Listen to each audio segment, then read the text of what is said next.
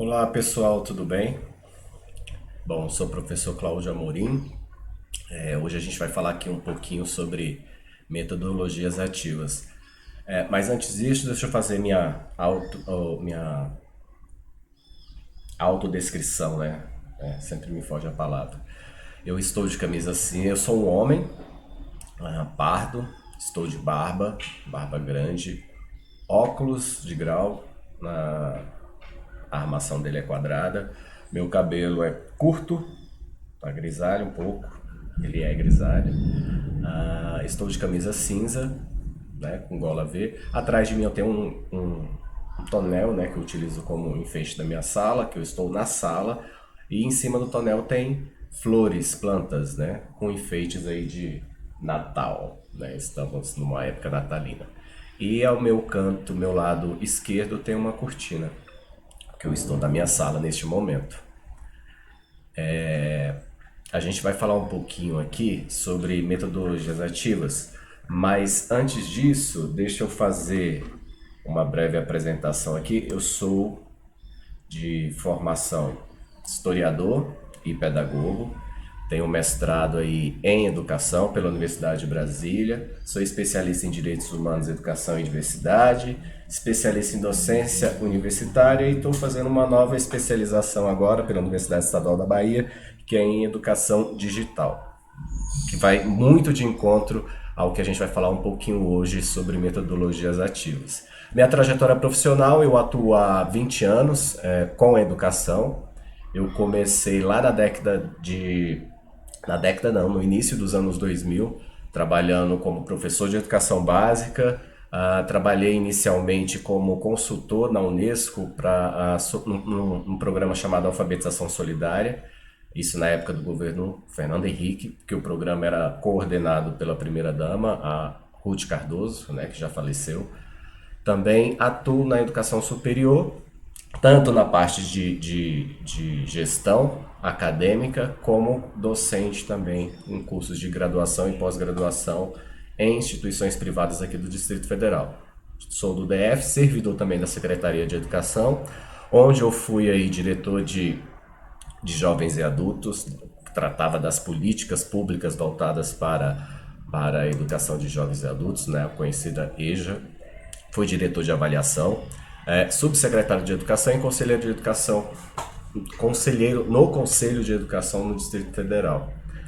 Trabalhei muito com questão de secretaria acadêmica, fui secretário acadêmico por mais de 10 anos em instituições privadas, aqui em Brasília e em outros estados como Rio de Janeiro e Montes Claros, e também sou colaborador aí do Banco Nacional de Itens, que é o banco de colaboradores que fazem, né, constroem, produzem, melhor forma que vocês acharem aí, itens para as avaliações em larga escala, né, aplicada aí como, por exemplo, o SAEB, ok?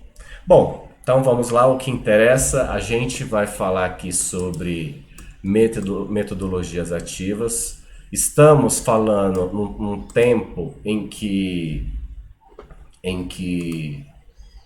a sociedade vive um momento diferenciado, né, muito delicado com relação com o advento aí da pandemia, da Covid. Então a gente ouviu falar muito das novas metodologias que poderiam ser utilizadas no momento em que a sociedade teve que ficar, né, reclusa, e especialmente os estudantes, consequentemente, né, os estudantes e os professores tiveram que se reinventar dentro do processo de ensino-aprendizagem. E as metodologias ativas foi muito falada neste momento, né? E tem se falado muito, apesar de que metodologias ativas é algo que já vem sendo abordado desde a década de 70, né? E aqui no Brasil teve um grande boom, né? Falar-se, virou um centro das atenções, as metodologias ativas. E agora, muito forte com a pandemia, onde nós tivemos que repensar o processo de ensino-aprendizagem, as metodologias ativas veio porque ela dialoga muito, por exemplo, com uma educação digital, né? E a gente foi obrigado a utilizar dessa forma. Então aí a gente vai ver aqui hoje, o que eu quero trazer para vocês aqui hoje, principalmente, né, os professores dos anos iniciais, professores do ensino fundamental como um todo, ver essas perspectivas e essas possibilidades que podem ser adotadas e também a postura que se espera, tanto do corpo docente como do corpo discente, na utilização das metodologias ativas. É um repensar o fazer pedagógico, é um repensar fazer a prática pedagógica, a gente quebrar alguns paradigmas que a gente continua repetindo ao longo, né, aí da evolução da humanidade. E a gente tem uma piada que a gente fala que é uma das únicas instituições que ainda tem características da Idade Média é a sala de aula, né, ainda. Mas isso tem mudado, né, com a formação, a capacitação continuada, com as pesquisas que vão sendo realizadas, com as políticas públicas que vão sendo adotadas, né? A gente fala muito agora nesse momento da BNCC, da Base Nacional Comum Curricular. Então, e ela traz essa questão das metodologias ativas ali como documento, como política pública, como estratégia didático-pedagógica para ser utilizada aí no processo de ensino-aprendizagem. Então, no ensino fundamental isso é importantíssimo, né? A gente falar de metodologias ativas, considerando todos esses acontecimentos, principalmente agora com o advento, como eu falei anteriormente, da pandemia. E a gente vai falar aqui um pouquinho do que é essa metodologia ativa, de como são os comportamentos esperados dos sujeitos envolvidos no processo de ensino-aprendizagem, utilizando-se das metodologias ativas. A gente vai trazer aqui também algumas formas de se fazer metodologias ativas. Aí a gente vai falar um pouquinho de estudos de caso, a gente vai falar assim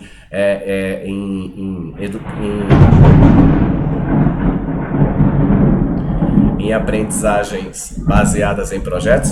Eu não estou gravando aqui, mas eu acho que vocês ouviram o relâmpago, né? Então se sair aí o relâmpago e deu uma atrapalhadinha, é porque aqui parece que agora vai cair um pé d'água, mas é isso, né? O bom da educação digital, né, é a gente também ter um pouco de situações reais dentro desse processo. Então eu vou deixar o trovão aí para vocês aí se deleitar nele, tá? Então vamos falar aí de metodologias ativas, pessoal. Olha só, afinal, né, o que é metodologia ativa, né? Metodologia ativa a gente já caracteriza aí como sendo um processo, né, bem amplo e que possui como característica principal a inserção, né, a inclusão do estudante como o agente principal do processo de ensino-aprendizagem. Isso é muito importante, ó. Nós estamos falando aí que metodologias ativas, né? Eu sempre falo, quando eu falo metodologia é um método e ativo é aquele que assume, né, o papel, o protagonismo do processo de ensino-aprendizagem. Então, é um método em que, no processo de ensino-aprendizagem, o protagonista, o sujeito principal, não é mais a figura do docente, né, do professor, da professora, dentro do processo de ensino-aprendizagem, mas sim ele, o principal sujeito, e ele assumir o papel da responsabilidade dentro desse processo de ensino-aprendizagem. Então, metodologias ativas é a gente desmistificar aquela situação em que caracteriza o profissional da educação, o professor, a professora, como o detentor de todo o conhecimento, tá? Então a ideia é inverter essa lógica, né? Então quando nós estamos falando aí de metodologias ativas, a gente vai ter aí dentro do seu processo uma metodologia que aplica, né, que necessita de mudanças no processo estrutural, né, da educação, diferente daquela educação tradicional que nós fomos acostumados, que nós passamos por ela e que muitas vezes, mesmo nós temos conhecimento dessa questão de que o estudante deve ser o protagonista do processo de ensino-aprendizagem, mas se nós não ficarmos atentos a isso e atentas a isso, a gente torna a repetir aquilo que nos foi passado lá no nosso processo de ensino-aprendizagem. Então é um reconstruir um pensamento de como o processo de ensino-aprendizagem deve seguir os seus caminhos e uma metodologia com foco, né, no protagonismo. Protagonismo esse que quem assume é o estudante e não o professor. O famoso detentor do conhecimento que ao longo da história nós tivemos aí essa caracterização dada aos profissionais da educação, né, no processo de ensino-aprendizagem. E uma outra palavra importantíssima para isso, para que isso aconteça, se chama autonomia, né? Os estudantes possuem autonomia. E como fazer com que ele se torne um protagonista, que ele se torne motivado a fazer parte do processo de ensino-aprendizagem e como ele se assume como protagonista dentro desse processo de ensino-aprendizagem. Para que isso aconteça, nós, profissionais da área da educação, professores, professoras, nós primeiro precisamos trabalhar a questão da escuta, ouvir os estudantes, dar voz aos estudantes, né? O sujeito ele só se sente participativo dentro do processo de ensino-aprendizagem, uma vez que ele também tem voz para poder dialogar sobre o processo, né? Sobre a lógica do processo de ensino-aprendizagem. E quando eu estou falando a lógica do processo de ensino-aprendizagem, eu estou falando de uma didática que você for utilizar em sala de aula, uma temática que você for trabalhar em sala de aula, né? Dialogar com o aluno como será, por exemplo, a forma avaliativa, né? Vai ser uma autoavaliação, vai ser uma avaliação formativa, uma avaliação somativa, que é importante a gente também ter essas definições das tipologias de avaliação. Então, isso é muito interessante para que a gente saiba, e quando a gente fala dessa escuta, é dialogar com o estudante e estabelecer com eles as responsabilidades, as corresponsabilidades de como, por exemplo, o processo de avaliação será realizado, né, naquele trabalho. E aí você vai criar, né, e a gente cria uma didática de como as atividades podem ser realizadas. Então, perguntar aos estudantes se eles concordam, né? No sentido de dialogar. Uma outra questão, e quando a gente escuta, dá voz aos estudantes, né, e fazem eles participarem desse processo de escolha, de como serão realizadas as coisas, né, o processo de aprendizagem, o fluxo que será adotado para uma determinada temática, uma determinada aula. Essa escuta ela precisa ser valorizada, né? Tem que ser mesmo que, né, a gente tem que ter essa sensibilidade de saber realizar a valorização da fala desses estudantes, né? E com isso também, né, consequência disso é a empatia que a gente consegue estabelecer com essa escuta, com a valorização da fala do outro, né, tendo aí uma empatia e fazendo disso um encorajamento para que ele continue tendo essas possibilidades de assumir, né, essas características, de poder saber que vai ser escutado, de saber que a sua fala será valorizada, né, trabalhar a empatia dentro desse processo e aí entrar com encorajamento. É muito bem. Se a gente der um exemplo aqui de como isso poderia ser prático, é quando a gente pergunta alguma coisa para os estudantes, cada um dá uma resposta sobre uma determinada temática, e a gente, ao final, a gente valoriza o que ele fala, mesmo que ele fale nada com nada, a gente valorizar e permitir que ele tenha voz dentro desse processo. Então, a metodologia ativa, ela vem nisso, né? Trazer característica do protagonismo, inverter essa lógica de que o docente é o protagonista, é o detetor de todo conhecimento, é trabalhar a questão da motivação e dar autonomia para que o estudante assuma a responsabilidade dentro do processo de ensino-aprendizagem, né? De forma participativa. A gente vai ter aí... Aqui é muito bacana, né? Porque eu trouxe essa imagem aqui para vocês, que é a velha imagem que a gente tem hoje, né? Aquilo que eu estava falando aqui, né, lá no início, que a educação ainda assume características ainda do período medieval, né? Quantas escolas até hoje ainda trabalham nessa perspectiva do professor à frente dos estudantes? Olhem bem a imagem aí. E os alunos, né, sentado enfileirados, né, cadeiras enfileiradas, onde não há contatos visuais aí, por exemplo, entre os estudantes, né? E a gente já sabe que o contato visual no processo de ensino-aprendizagem diz muito, né? Porque vocês já ouviram falar daquele velho, a famosa frase, que eu não vou lembrar de quem era agora, mas que o corpo também fala, né? E aí quando a gente pega essa imagem da educação tradicional que nós estávamos falando anteriormente, né? E muitas escolas, sejam elas públicas ou privadas, ainda trabalham nessa perspectiva, na perspectiva do professor lá como centro, né, das atenções e os alunos meros coadjuvantes, né, dentro do processo de ensino-aprendizagem. Né? Então, enfim, essa é a imagem da educação tradicional que nós temos aí hoje. E aí a gente vai trabalhar, por exemplo, como existe um tipo de metodologias ativas, que muitos de vocês já devem ter feito em sala de aula, em algum momento da vida de vocês, ou até mesmo nas empresas que vocês trabalham, que muitas vezes essa questão da metodologia ativa não fica restrita somente à escola, né, ao chão da escola, mas é uma metodologia que é utilizada, por exemplo, em processos de capacitação de colaboradores, né, que é promovido geralmente pela área de recursos humanos. Então, a gente tem aí um exemplo das metodologias ativas e que mais clareza, óbvio que a gente não vai trazer todas aqui, mas algumas que são muito utilizadas hoje no processo de ensino-aprendizagem, como por exemplo aí a aprendizagem baseada em projetos e problemas, o famoso ABP, né? Aprendizagem baseados em problemas, né? Ou projetos aí. Então, como que é feito isso, né? A ABP, ela entende que o problema é usado para ajudar os estudantes a identificarem suas próprias necessidades de aprendizagem. É a medida que tentam entender, reunir, sintetizar e aplicar informações para os problemas e começam a trabalhar efetivamente para aprender como membros de um grupo tutor-professor. O processo de ensino-aprendizagem baseado em projetos ou problemas é justamente quando a gente tem aí essa inclusão aí. Eu tenho um determinado conteúdo, eu tenho os dois sujeitos, o professor, né, o docente, e temos aí o papel do estudante, né?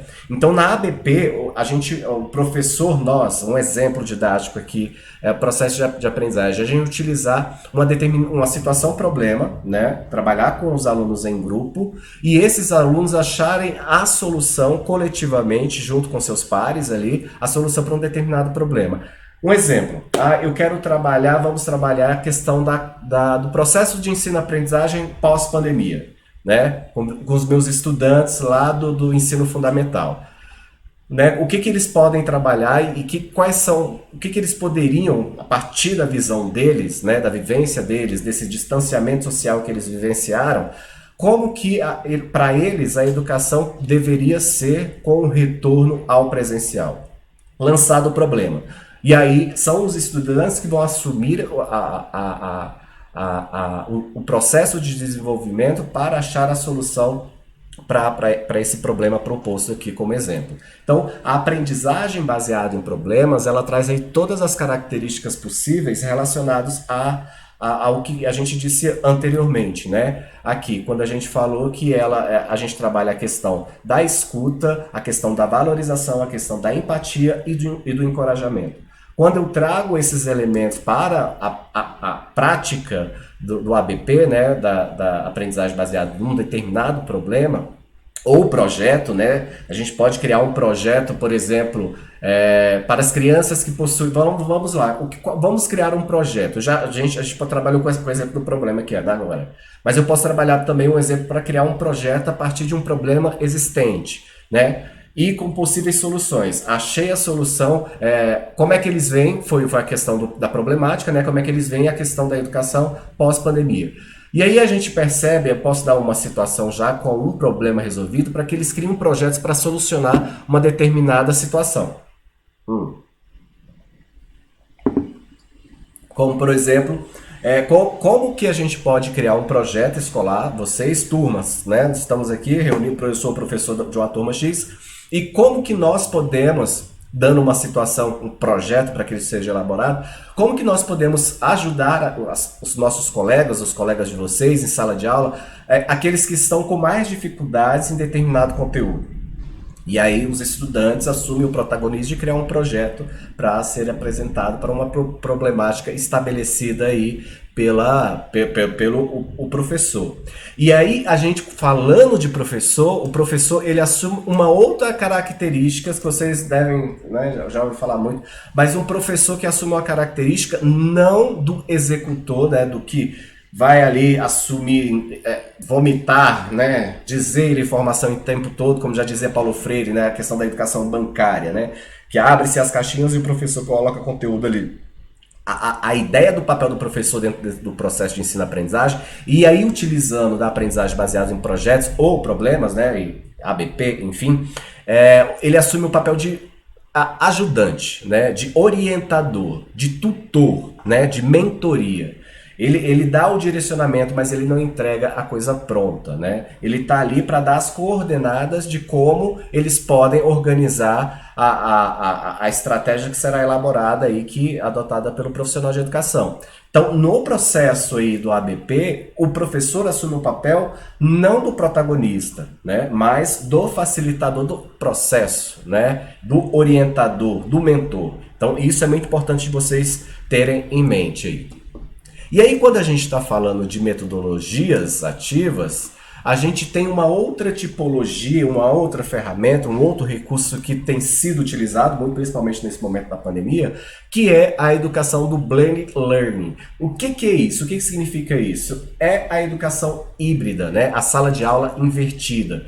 O que é essa sala de aula invertida, né? Como é que a gente pode trabalhar com a sala de aula invertida? A sala de aula invertida é isso que nós estávamos falando ali agora há pouco, né? Ela traz aí pra gente, deixa eu dar uma diminuidinha aqui, que acho que agora fica legal.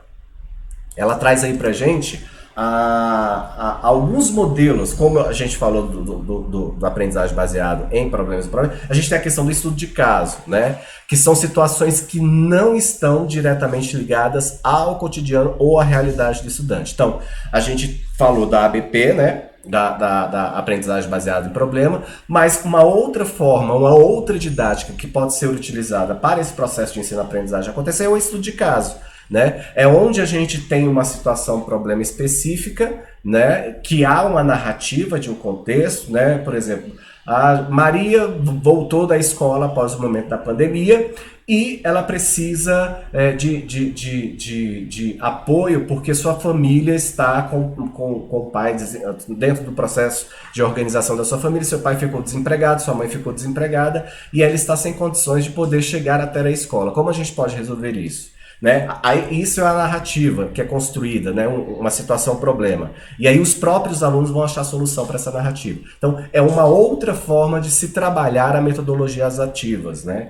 Então, é sempre importante o protagonismo, né? De quem é o protagonismo desse processo de ensino-aprendizagem. A gente passa essa responsabilidade para o estudante. Isso é o fundamental para a gente ter isso bem claro na nossa cabeça. E a gente vai ter aí as aprendizagens entre os pares, né? Que é quando a gente trabalha, é uma forma de se trabalhar quando os alunos discutem e debatem possibilidades, né? A partir do convencimento. Já viram aquela... Não sei se vocês já participaram, mas a galera do direito faz muito isso, né? Mas eu lembro também que meus professores no ensino fundamental faziam isso, principalmente os professores de história e geografia. Quando ele colocava uma temática, isso lá na década, não vou falar, na década de 80. E eles davam essa situação de debate, dividia a turma em dois grupos e nem sei se eles se era uma didática já pensada nas metodologias ativas, mas eu passei por isso em alguns momentos dentro da minha história escolar. E aí se dividia, né? Um defendia, e se trabalhava muito em história, um defendia se o Brasil deveria, um exemplo, né? Que esse ficou muito claro, acho que foi por isso que eu me tornei até historiador nesse sentido. Que ele fazia o seguinte: quais são as pessoas que são favoráveis a um Brasil colonial e quais são os favoráveis ao Brasil republicano? E cada um tinha que defender o seu posicionamento. Então é um tipo de didática que também é muito utilizada aí como modelo dentro das metodologias ativas. A gente tem vários outros processos, mas eu trouxe esses três aí para que vocês possam conhecer a metodologia ativa. E aí, quando a gente está falando de metodologia baseada em problemas e projetos, isso aqui eu já passei para vocês, a gente vai ter aqui, cadê? Aqui, ó. Uma boa definição trazida por Edgar Morin, ou José Morin, que é um grande estudioso de metodologias ativas, né? Que ele trata muito bem isso. Ele vai dizer aqui pra gente, ó, inclusive depois eu deixei aqui para vocês o artigo, tá? Vocês podem clicar aí. Eu não sei se vai estar disponibilizado aí para vocês, mas caso queiram, tá aí clicando aí, depois eu disponibilizo isso aí para vocês. Ou então aqui no QR Code, tá? Você coloca aqui o QR Code que vai direto no artigo aí do Edgar Morin, que ele vai tratar sobre esse aprofundamento, essa questão das metodologias ativas no processo de ensino-aprendizagem. Então ele diz o seguinte, ó, de acordo com Edgar Morin, ou José Morin, em um sentido amplo, se há aprendizagem, o aluno estará ativo. Uma vez que o processo de aprendizagem exige do estudante e do docente formas de movimentação interna e externa, de motivação, seleção, interpretação, comparação, avaliação, aplicação. Ou seja, alguma ação, atitude. Isso é muito bacana, né? Porque, e aqui também eu trouxe para vocês, um vídeo dele. Posso deixar disponibilizado aí para vocês, mas também vocês podem achar no YouTube aí, que é uma entrevista com José Moran sobre metodologias ativas. Vocês acham facinho. Eu não trouxe aqui, não vou colocar ele todos para vocês, mas que tem 12 minutos e a gente vai tomar muito tempo aí. Então, depois vocês bebam da fonte aí direto, tá? Mas só procurar aí no YouTube que vocês vão achar o vídeo dele. Metodologias ativas, José Moran, tá? E aí a gente vai ter aí, dentro desse arcabouço das metodologias ativas, nós falamos de alguns procedimentos, a gente tem aí um outro método, né, que é a utilização do ensino híbrido, né? O que é o ensino híbrido? O ensino híbrido é uma forma de ensinar que integra as atividades presenciais. Olha, integra as atividades presenciais, tá? Integra, né? Não quer dizer que ela está dizendo que faz parte, né? Essa palavra é muito importante para a gente saber o que é híbrido, né? E em sala de aula e com interação do professor, com aprendizagem online, que utiliza as tecnologias digitais para possibilitar o acesso ao conhecimento com controle do tempo e do ritmo por parte do estudante. Tem duas coisas aqui que é importante a gente falar um pouquinho, tá? Primeiro, a gente está falando aqui que o ensino híbrido é uma forma complementar para o processo de ensino-aprendizagem presencial, tá? Complementa. Não é só utilizar a educação remota. E aí, quando a gente fala dessa questão de tecnologias digitais, a gente precisa entender que tecnologia é uma coisa e tecnologias digitais são outra coisa. Tá? Porque assim, quando eu pego a palavra isoladamente tecnologia, eu tenho que levar em consideração outros elementos que incluem tecnologia. Por exemplo, a folha do papel é uma tecnologia, o falar é uma tecnologia, né? Que a gente utiliza das cordas vocais para a gente poder se comunicar. A máquina de escrever é uma tecnologia, o vídeo cassete, que eu não sei nem se é da época de muitos de vocês aí, mas é uma tecnologia, né? As pinturas rupestres, também tecnologia. E quando a gente fala de tecnologias digitais, são aquelas que utilizam equipamento eletrônico e a utilização, na maioria das vezes, do acesso à internet, né? Então a gente precisa ter isso muito bem definido, tá? Então tecnologia é uma coisa e não, né? E quando a gente está falando de ensino híbrido, a gente está falando muitas vezes de um processo que acontece ora em sala de aula e outra hora em outros espaços, tá? Mas para que a gente entenda isso, é importante a gente falar assim, né? Entender um pouco dessa lógica, eu tenho certeza que você já ouviu falar isso, né? Da geração X, geração Y e geração Z. O que eu quero trazer isso para vocês? É importante quando nós estamos falando de educação híbrida, utilização de tecnologias digitais, nós estamos falando de uma tipologia de gerações, né? Uma galera que nasceu num tempo, espaço diferente, né?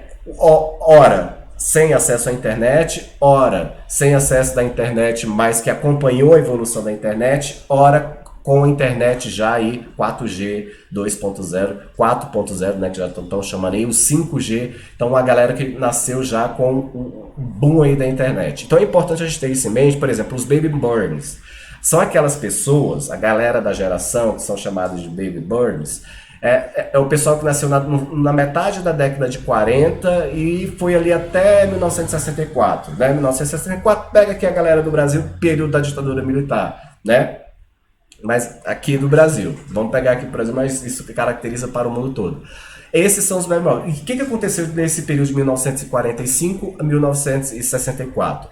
Teve aí uma expansão da oferta da produção do rádio, né, que era uma tecnologia bastante utilizada para a comunicação, para o acesso à informação, e também o surgimento da televisão, né, preto e branco, mas na década de 60, lá na década de 50, quando ela foi, né, quando criou com o surgimento aí da TV, né, as primeiras, ela teve uma expansão aí nas décadas seguintes, né? Então, a galera do Baby Bird viveu um processo tecnológico que foi a expansão, o acesso mais fácil ao rádio, o advento da televisão e a expansão da produção das televisões no meio social, né? Então, foi um acontecimento tecnológico que veio aí. E houve um grande consumo desses produtos, né? Se produz em maior escala, se as pessoas possuem, ter maior acesso, né? Fica mais barato e todo mundo vai tendo acesso a essas tecnologias. Então, os Baby Burners são a galera que viu esse advento aí o advento da televisão e a expansão do rádio. A geração X, né? A geração X é a galera de 1965 a 1984, né? Eu sou da geração X. E aí, a geração X veio aí com a expansão, o acesso maior, por exemplo, da telefonia, maior surgimento do fax. A gente tem aí, por exemplo, a expansão, o surgimento da televisão a cores, né? Então, é essa galera que pegou esse princípio aí né, o boom da televisão, desse meio de comunicação e o surgimento de algumas outras tecnologias de comunicação, como, por exemplo, a expansão do telefone, como, por exemplo, o surgimento do fax, do telégrafo, né? Enfim, a gente vai ter tudo. Telégrafo não, telégrafo é do século passado. Então, a gente vai ter essas novas possibilidades aí. Aí chega a geração Y, que é onde eu quero chegar, que foi a galera que viu e acompanhou o surgimento aí da internet, né? Internet de escada, né? Aquele barulhinho que vocês devem conhecer, quem não viveu o barulhinho da internet de escada não sabe o que né? Não sabe o que está perdendo na vida, né? Eu devia ter colocado aqui, eu tinha ele salvo aqui. No próximo eu coloco aqui esse somzinho para vocês ouvirem. Então é a geração dos milênios, né? Foi a galera que viu a internet surgiu e acompanhou a evolução da internet. Surgimento aí, por exemplo, né, dessa expansão tecnológica e o surgimento do computador, né, o acesso ao computador, a expansão aí do computador, também as formas de armazenamento de dados, né, que eram utilizadas de disquetes, depois foi para CD, depois pendrive, né, e hoje em dia a gente nem pendrive a gente utiliza mais, é tudo em nuvem, né?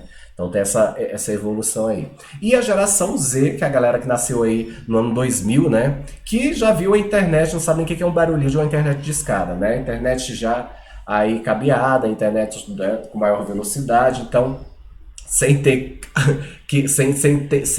que atrapalhar no momento de utilizar a linha telefônica, né? Porque quem pegou a internet de escada sabia que se você tivesse na internet e o telefone tocasse, a internet caía, né? E essa galera da geração Z, que é a galera atual, já nasceu aí com a internet 2.0, que sabe, já com o YouTube aí já existindo, as redes sociais já existindo, então já nasceram com essas informações, enquanto nós, né, maioria de nós, acompanhamos os anteriores aí, todo o processo de surgimento da internet. E a gente, quando vai falar de metodologias ativas, é muito importante saber que tem muitas pessoas de outras gerações que não quiseram acompanhar também, né? Essa evolução da internet, enfim, houve uma maior resistência. E quando a gente está falando do ensino híbrido, só para a gente finalizar, para deixar claro aqui, porque eu estou demorando demais, o ensino híbrido é quando a gente tem essa mesclagem dentro do processo de ensino-aprendizagem. De uma hora a gente tem o momento presencial, uma hora a gente tem o ensino utilizado ferramentas tecnológicas, né? Em outros espaços, pode ser na escola também, obviamente, mas utilizando a ferramenta tecnológica geralmente. Que são as plataformas de aprendizagem digitais, né? Então alguns chamam de AVA, né? Ambiente virtual de aprendizagem, e há essa diferenciação. Então, quando eu estou falando de ensino híbrido, é aquele ensino em que ora o estudante está no chão da escola, ora o estudante está na sua casa, ou no trabalho, ou em algum outro espaço, né? No trabalho não, porque a gente está falando do ensino fundamental aqui. Que seja no trabalho dos pais, enfim, esteja em outro espaço, e que foi muito utilizado aí durante a pandemia, né? Vocês sabem, principalmente a rede pública agora, que tem retornado ao presencial, mas a rede privada em muitos estados, já no ano anterior, já tinha começado essa questão, né? De utilizar muito do ensino híbrido. E é importante saber que tem um parecer, uma resolução do Conselho de Educação, Conselho Nacional, do CNE, né, do Conselho Nacional de Educação, que trata especificamente como deve ser esse ensino híbrido. Então, o ensino híbrido também é uma possibilidade de é utilizado dentro das metodologias ativas. E dentro desse momento de ensino online, o aluno ele assume esse papel de protagonismo, porque é ele e a ferramenta, é ele com as coordenadas que o professor vai utilizar ali no ambiente virtual de aprendizagem, e ele assume a responsabilidade dentro do processo de ensino-aprendizagem. Então, é uma forma de se utilizar aí a ferramenta tecnológica para trabalhar aí o processo de ensino-aprendizagem. Honor e Stank, lá em 2015, ele vai dizer o seguinte, que o ensino híbrido, ele tem aí algumas essas características. É um programa educacional. Programa educacional, ele é formal, ele é parcialmente online, há um controle sobre as atividades, porque o ambiente virtual de aprendizagem permite o acesso, né, quando foi realizado o login do estudante, quanto tempo que ele ficou ali né, utilizando o ambiente virtual de aprendizagem, quanto tempo, né, que dia que foi, quantas horas. Então há o controle dessas atividades. O local físico é supervisionado, né, precisa de um espaço que atenda a necessidade ali do estudante naquele momento, e a aprendizagem ela acontece de forma integrada, né? E aí, gente, aqui a gente vai falar rapidamente aqui sobre a sala de aula invertida e a sala de aula tradicional, né? O que é isso, né? O que é uma sala de aula invertida? A sala de aula invertida se dá a partir de um método onde a gente inverte a lógica da organização da sala. E aí eu estou falando de estrutura física mesmo, tá? Os estudantes, eles saem daquele formato que a gente mostrou na figura lá atrás, em que eles se sentam enfileirados, um olhando para a nuca do outro, não permitindo que dentro do processo de ensino-aprendizagem ele consiga visualizar o que o outro, como o outro está se comportando, quais são os sentimentos, que é a velha frase que nós falamos anteriormente, né? Que o corpo fala, isso é necessário dentro do processo de ensino-aprendizagem, mas também quando a gente fala de sala de aula invertida, os estudantes, a ideia é que os estudantes consigam aprender fora do espaço escolar, né, estudando e aí em processos mais lúdicos com as ferramentas tecnológicas, como por exemplo, a utilização de videoaulas, aquelas plataformas de gamificação, utilização muito de infográficos, eu costumo dizer também, utilização muito de cinematografia, né, de filmes, de série para trabalhar as temáticas dentro da sala de aula. Hoje a gente tem outros streams de áudio, né, que a gente pode trabalhar também questões de podcast, que podem ser utilizadas como recurso pedagógico dentro do processo de ensino-aprendizagem. Então, a sala de aula invertida, né, traz aí possibilidades diferenciadas dentro desse processo de ensino-aprendizagem.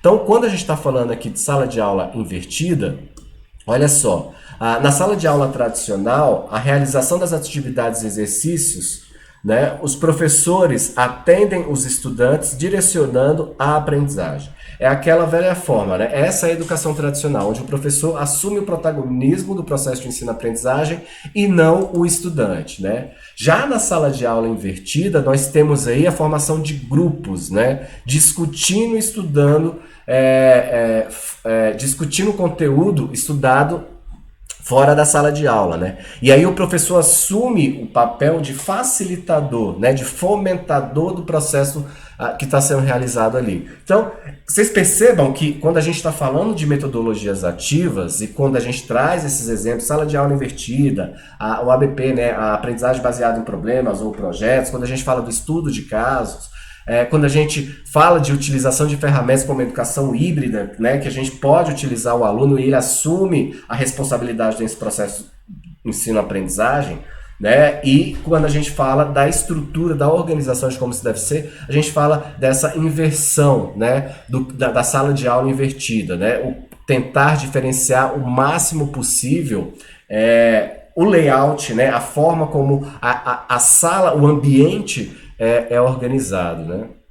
Então aqui, ó, a sala de aula invertida faz com que os estudantes sejam protagonistas da sua própria aprendizagem na sala de aula, né? Em sala de aula. Não basta alterar o layout da sala para ela ser invertida, mas também fazer com que os alunos discutam em grupos e criem problemas para resolvê-los, encarando-os como se fossem os profissionais da área. Quando a gente está falando do layout da sala, pessoal, é justamente isso, tá? É quebrar esse paradigma de que os alunos devem sentar enfileirados. Algumas escolas, principalmente as privadas, já têm utilizado essas metodologias, né? De modificação do layout. Não se tem mais alunos sentados um atrás do outro. Geralmente existem várias possibilidades, tá? Mas a mais comum utilizada é a sala em círculo, onde cada um, né, senta, ou em grupos, né? Como trabalhar situações, problemas em grupos, quando vamos trabalhar, por exemplo, aprendizagem baseada em projetos, criar pequenos grupos, né? Na educação infantil, vocês já devem perceber que isso acontece já, né? Isso já é corriqueiro. Corriqueiro, eu posso dizer, e eu sempre falo que a gente precisa ter cuidado com as bolhas, né? Com as bolhas que nós vivemos. Eu sou do Distrito Federal, aqui a condição social e das escolas públicas são muito favorecidas considerando o Brasil como um todo, né? E aqui na educação infantil, desse meu lugar de fala, nós já utilizamos essa questão de sentar os alunos em pequenos grupos, né? Isso é uma vitória pedagógica dentro da Secretaria de Educação do Distrito Federal, porque a gente vê isso muito presente nas escolas, no Centro de Educação Infantil aqui do DF. Eu não sei de outras regiões onde você está, como isso acontece. Mas acontece muito na privada. E aí vocês percebam, né, que nos anos iniciais, na educação infantil, é trabalhado dessa forma. E vai se perdendo, né? Aí a criança sai da educação infantil e vai para o ensino fundamental, os anos iniciais, e muda essa estrutura, né? Aí bota os meninos de novo em fileirinha, né? Estranho isso, né? Já perceberam isso? Me deu esse estalo agora. Isso acontece, né? E aí no ensino médio, mais ainda, nos anos finais, tem que sentar em fileira, né? É muito difícil eu ver, e aí eu já falo na rede pública, eu não, mas também porque, né, a gente precisa levar em consideração outras variáveis, a gente não pode assumir, né, verdades absolutas, você tem que levar em consideração também o tamanho da sala de aula e a quantidade de estudantes que tem nas escolas, na sala de aula, principalmente na rede pública, né? Então, por exemplo, você tem uma sala de aula com 50 alunos, né, com uma sala de 15 metros quadrados, ou talvez 20, 30, 40, enfim, né, porque o certo pelo cálculo, pela legislação, é 1 metro quadrado para cada estudante, né? Então você precisa de uma sala de 50 metros no mínimo, mais o espaço entre as cadeiras, né? Então uma sala aí, enfim, não bate a conta, né? E aí às vezes é complicado para nós, profissionais da educação, que atuamos em espaços nesse formato, que há muito aluno e pouco espaço, de trabalhar metodologias ativas pensando na estrutura, no layout da sala de aula, né? Porque a gente não consegue, porque o espaço não permite, e a única forma de se trabalhar é ainda trabalhando da forma da Idade Média, né? Colocando os alunos em fileirinha. Mas a gente precisa pensar nisso. Então a ideia, quando a gente pensa metodologias ativas, além do como fazer, de quais são os papéis dos personagens, a gente tem que pensar também no ambiente, no espaço em que ela vai ser trabalhada, né? Então, aquilo, e mais uma vez a gente bate o martelo nessa questão, né? Que o professor, o docente, a professora, a docente, precisa assumir o papel de facilitador ou de facilitadora, né?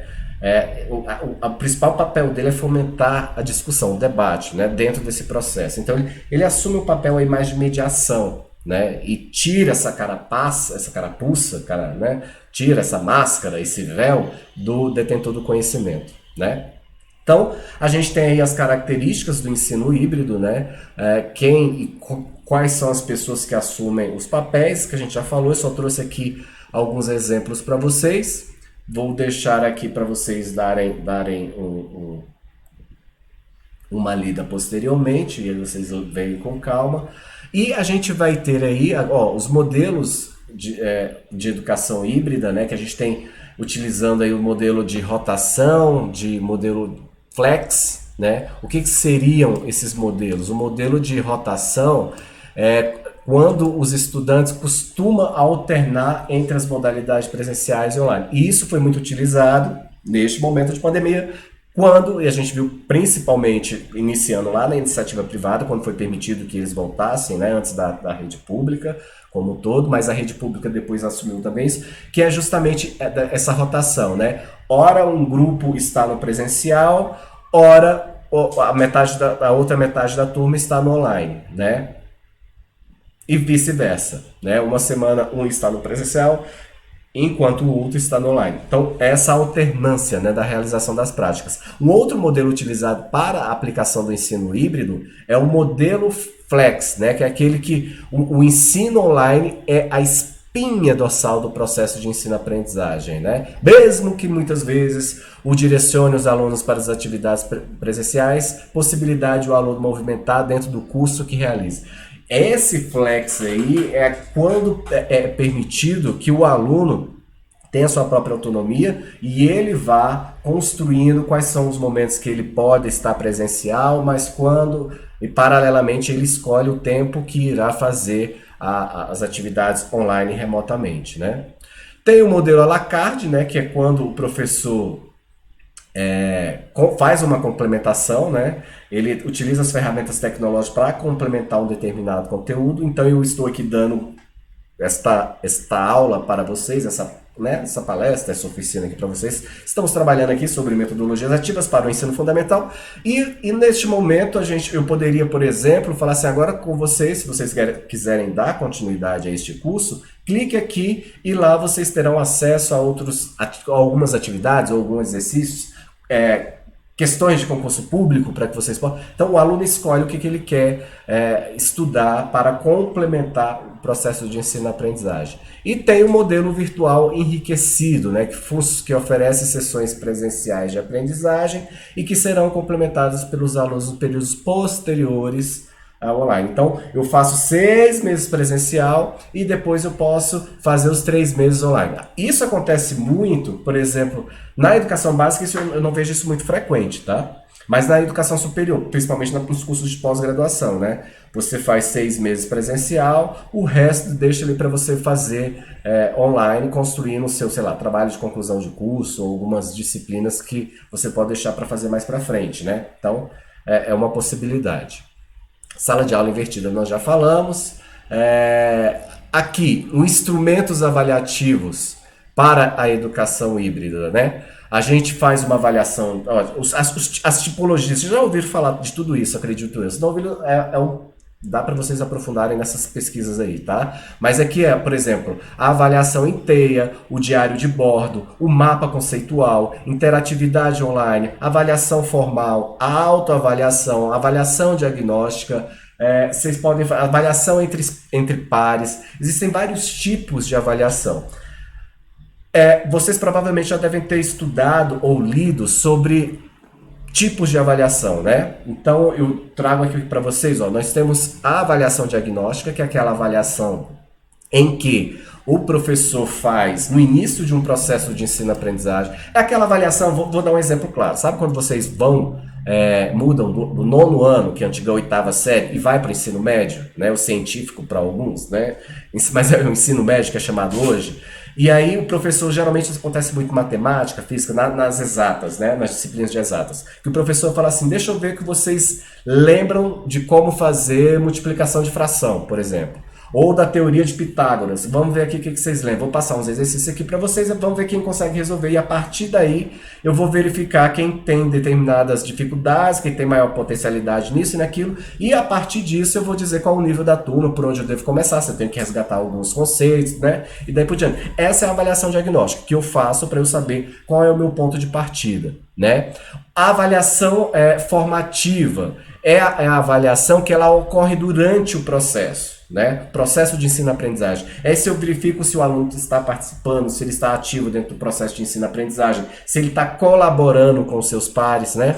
E existe um outro tipo de avaliação que a gente chama que é a avaliação somativa, e o que eu falo muito, nós fomos educados, nossa educação básica foi toda pautada na avaliação somativa durante muitos anos da nossa vida, né? É aquela velha questão dos pontinhos, né? O pontinho do comportamento, o pontinho da frequência, o pontinho de participação, né? O pontinho da atividade do dia, o pontinho do caderno, é o dia de olhar o caderno, é o pontinho de comportamento, né? Enfim, né? Então é pontinho, pontinho, pontinho, pontinho. E no final você classifica o aluno de 0 a 10. Então, tá errado esse tipo de avaliação, a somativa, que é a que a gente tem, nós, né, pesquisadores de avaliação. Nós temos um certo receio, porque ela classifica, ela ranqueia o estudante. E a gente vê nos nossos documentos que a gente deve banir essa questão de classificar os estudantes dentro do processo de ensino-aprendizagem, de criar rankings, né, entre os estudantes, né? Ah, mas isso é bacana para ele, porque ao longo da vida dele, ele vai passar por processos de classificação, ele irá ser ranqueado, né, durante o seu processo, né, na vida profissional, na vida adulta dele. Só que nós estamos falando aqui do processo de ensino-aprendizagem, em que o que interessa neste momento é saber a qualidade do processo, a qualidade de como se deu a aprendizagem, tá? Então essa é a intencionalidade. Então, para finalizar aqui, o que eu trago para vocês, recapitulando mais uma vez, é que para que a metodologia ativa aconteça, a gente precisa ir trabalhar com os nossos estudantes o processo da escuta, o processo de valorizar a fala, a voz do estudante, criando empatia e fazendo o encorajamento desses estudantes no processo de ensino-aprendizagem. Bom, gente, a ideia era que eu falasse 40 minutos, mas eu já passei um pouquinho do tempo. É muito amplo e tem muitas possibilidades de se trabalhar metodologias ativas dentro do contexto do ensino fundamental, do médio, da educação superior. É um método. Inclusive, as universidades têm adotado as metodologias ativas, né, dentro das suas propostas de curso.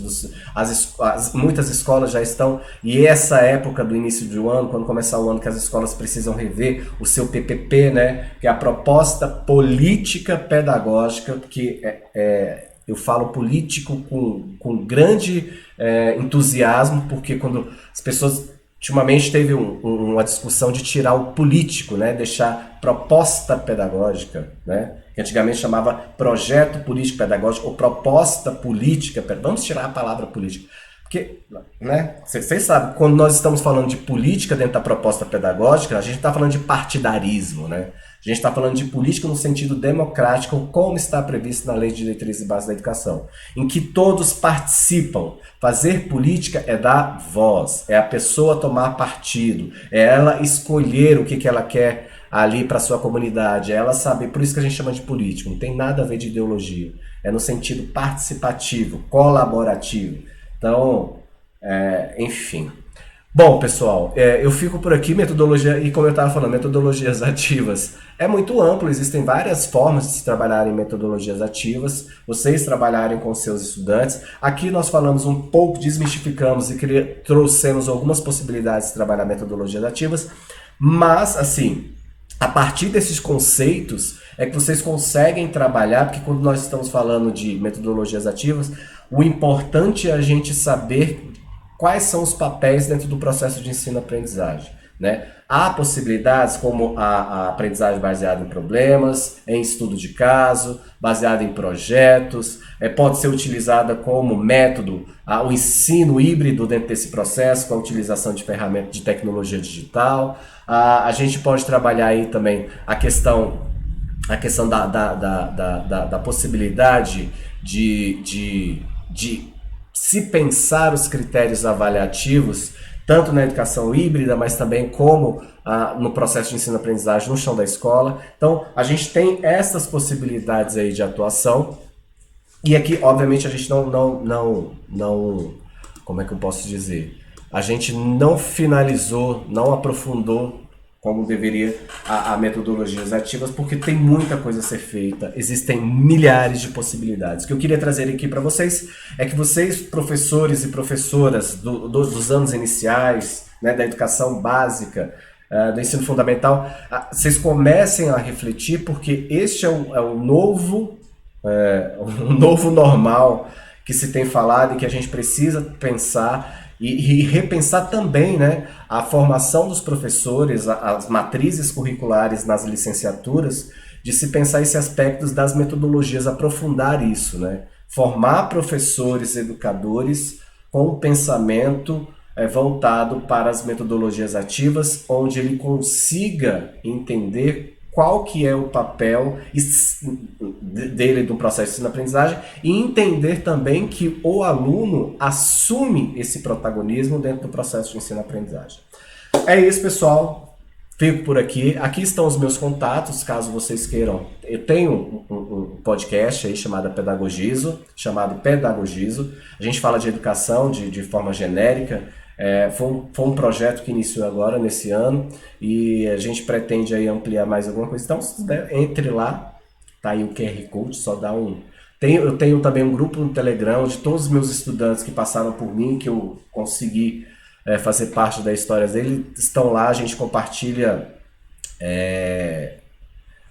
várias informações direcionadas especificamente para a educação, ofertas de emprego, seminários, palestras, cursos online gratuitos, pagos, não pagos, enfim, tá tudo lá, tá bom? É isso, pessoal, me despeço aqui, espero que eu possa ter contribuído um pouquinho sobre essa temática com vocês, e se vocês tiverem alguma dúvida, estão aí os meus contatos, meu e-mail, claudiamorim, com N no final, @gmail.com, só entrar em contato que eu estou aí para poder ajudar no que for preciso, tá bom?